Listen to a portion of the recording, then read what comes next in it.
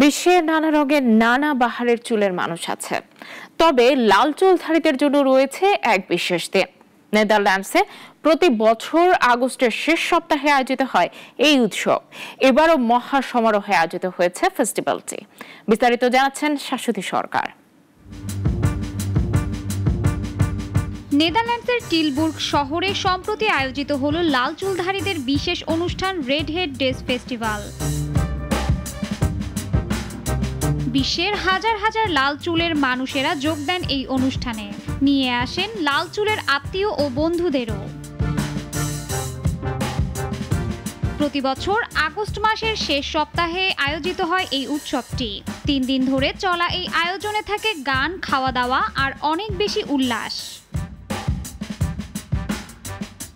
গত শুক্রবার শুরু হয় এবছরের রেড হেড ডেজ ফেস্টিভ্যাল।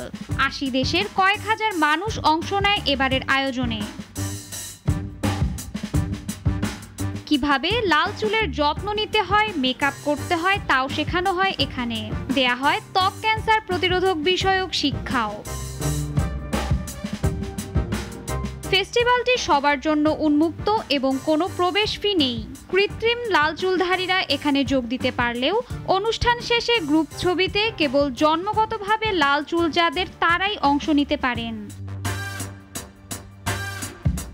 প্রাকৃতিক লাল চুলওয়ালা মানুষের সবচেয়ে বড় সমাবেশ হিসেবে গিনেস ওয়ার্ল্ড রেকর্ডের জায়গা করে নিয়েছিল 2013 সালের গ্রুপটি, যেখানে 1,500-এর বেশি প্রাকৃতিক লাল চুলধারীরা অংশ নেয়।